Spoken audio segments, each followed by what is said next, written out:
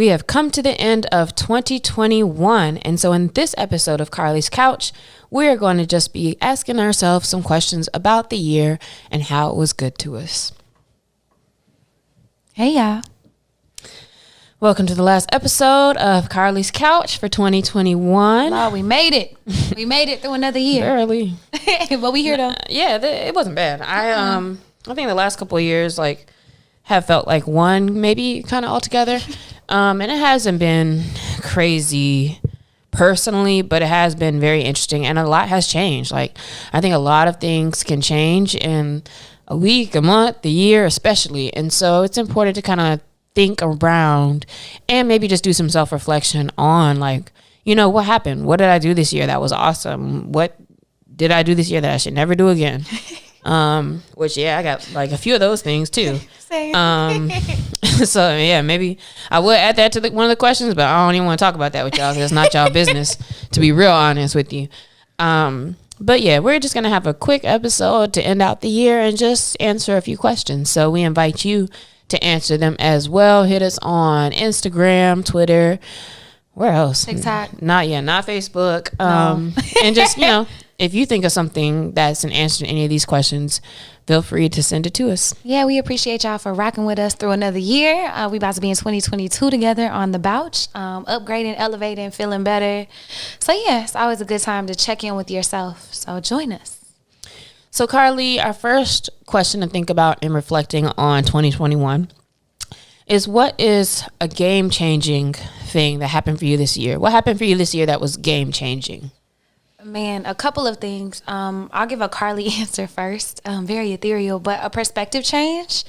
I really shifted my mindset from doing things that I thought I had to do or it had to be a certain way or, whatever, into really just what feels the most in alignment with me. I've always been purpose-driven and alignment-driven, but I still had those pressures of oh man, I should show up this way, should do all these things. And I just kind of told all of that to go away this year. And it really has just upped all of my levels of joy and serotonin and amazing things. Also, I live by myself again. Praise God. I lived by myself when I was in Dallas. But then since I've been in LA, I've always had roommates. And when I tell you that just being able to have my space and my time to reflect and to be by myself and sit with myself has changed my whole life, my whole outlook. I am so refreshed. That's good. So you prefer living by yourself? Yes, Lord. That's good. Yeah, that's something, that's a good reflection that I think too, when we ask these questions, sometimes you really have to look back and look through your calendar and look at the things you did and really think about it. So that is a good one. For me, what happened this year that was game-changing, I would say, is the expansion of team with my company. So we did a lot of hiring this year and had adding a lot more people. But that plus kind of the structure is really what changed things, right? So it's I actually can have clients that I don't even know what's going on with them, but the team is taking care of it. And allowing, not just adding people in, but adding people in and allowing them to have ownership of different areas and the different pieces of what we got going on. So for me, that's what has been game changing. Man, I love that. And like I said, I think I talk about this often. It's just so cool to watch your company grow and watch it change. And y'all had the whole revamp this year. So Capitalized Socials, no cap social. And we started that in 2020, working on it, and then kind of got to where I was all right, I can actually do it now last year or this year. Wait, where are we? Yeah, this year. Yeah, this year. See, it's all one big year. Yeah, so even stuff like that took a lot longer than I thought, but even with that, it just clarified a lot of things, and now it makes more sense of how to add people in, to be efficient and not just having more cooks in the kitchen and or more people to just you're over managing, everybody. And I feel like that's going to open the door for a whole bunch of other life lessons and growth in 2022. What is something serendipitous that happened to you this year?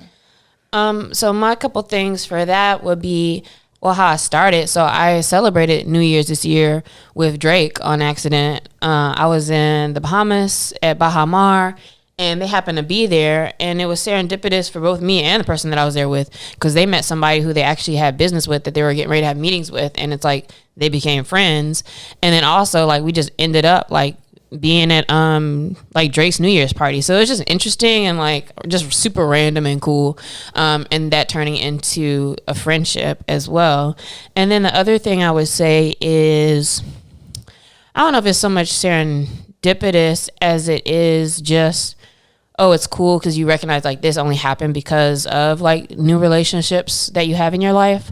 But just getting introduced to the CEO of my biggest client now, just on some like, oh yeah, I was talking to him and they were saying they need XYZ services, or they really were trying to hire like for particular positions, and saying, you know, and I told him like he should just chat with you, and going in and being able to like swoop in, you know, take the contract from somebody else and then, you know, turn that into a huge client was really cool for me too.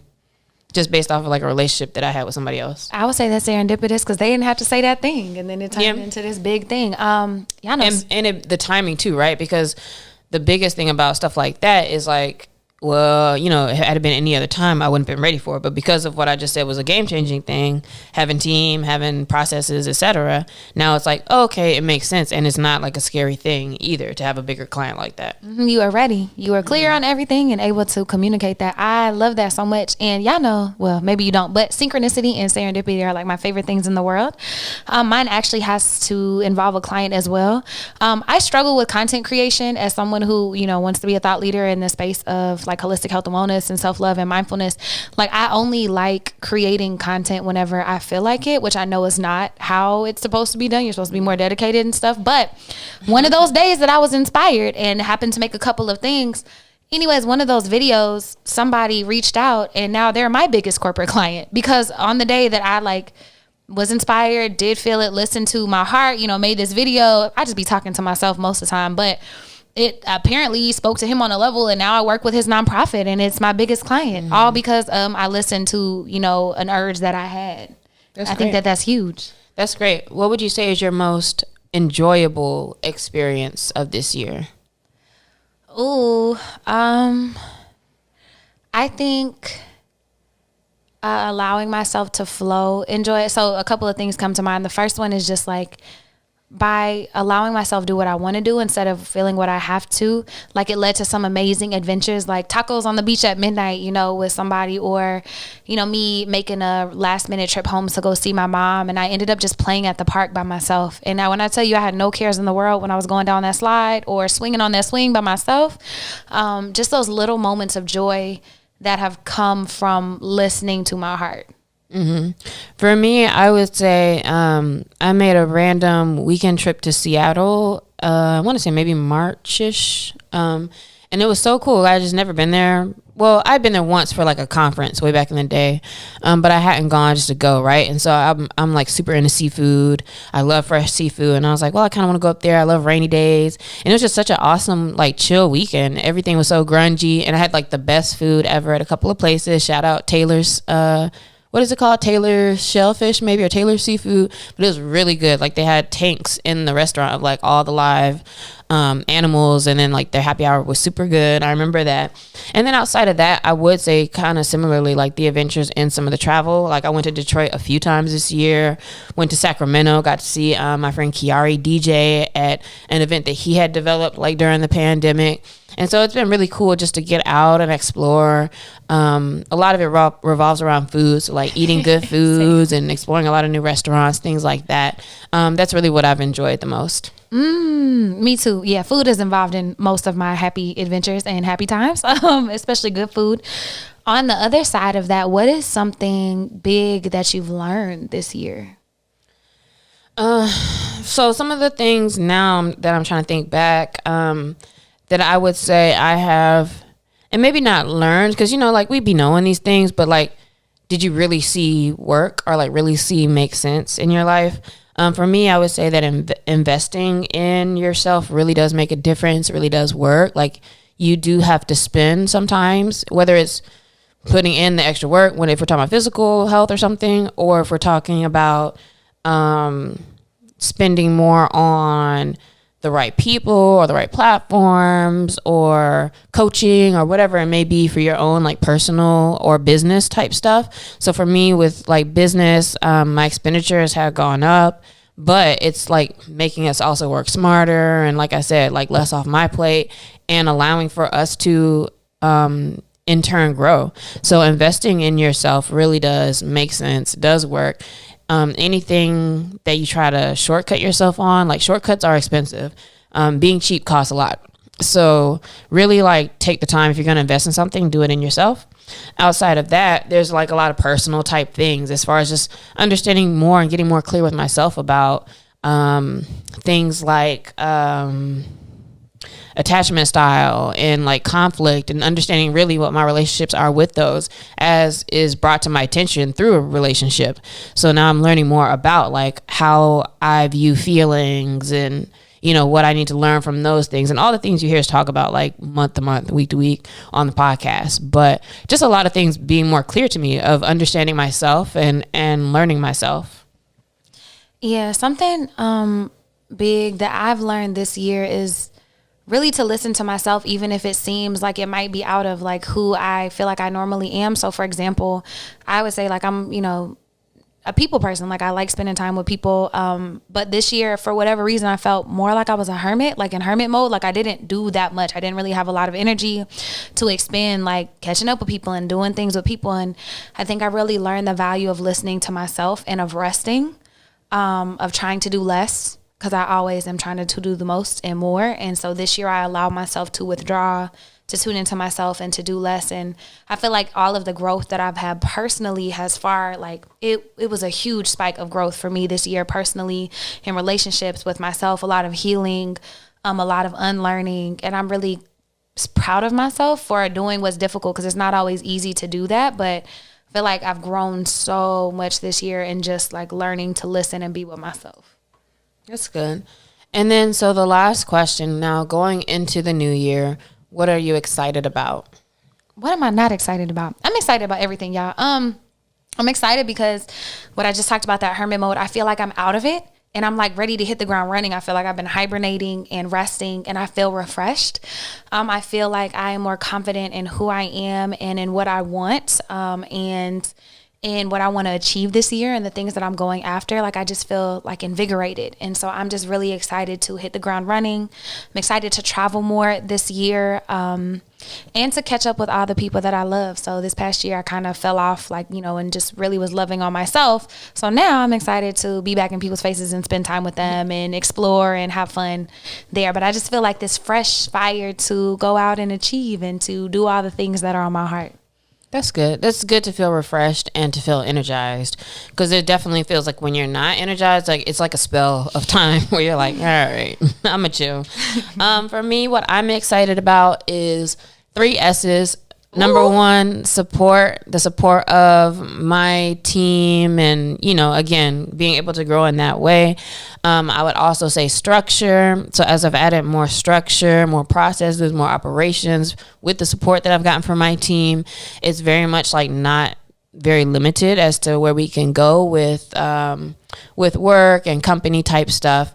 And then the last thing I would say is I'm excited about spoiling myself more, because I have many more funds to use to like do things that I just want to do now. So I'm able to bring in more, able to enjoy more, because I definitely understand and know how it feels when it's like, damn, like I can't even do the regular things. And now it's like I can be more intentional about the fun things and the moments of rejuvenation that I want to have in my life. That's such a beautiful place to be. I wish that place on everybody. It's like when you ain't got it, you know, the S used to be struggle, but now it is spoiling. Yeah, no, from struggle to spoil. yeah, flip the S. I love that for you so much. Yeah, I'm enjoying it, but also you got to maintain, right? So it's like, let me still not wall out. So being smart, 4th S, about the spoiling, and, you know, just not holding yourself back too much. So those are the questions that we asked ourselves about this year. We told you we're going to keep it short and sweet, so we're not going to give you no extra speech at the end, really. Or I don't know, I can't speak for Carlie. But we hope you've had a great year. We are glad that you have listened to us throughout 2021. And actually, I do have a question of the week. So unless you want to say something else. I was about to say, yeah, I just appreciate y'all. Hit us at Carlie's Couch. Let us know what was game changing, something serendipitous, something enjoyable that just brought you so much joy, something you learned, and something you're excited about. I want to hear all the things. So hit us at Carlie's Couch on pretty much all the platforms. And my question of the week is specifically for the listeners. My question is, what was your favorite episode of Carlie's Couch this year? So I'm interested in hearing what your favorite episode was. Hit us on Twitter, Instagram, wherever. Lextopia, Carlie Carpio, CC Fierce, and Carlie's Couch. Yeah. Happy New Year, y'all. Happy New Year. Stay safe. Have fun. It's going to be funny because we bringing these glasses into the new year. Cheers. Salud. That's the other S. Salud.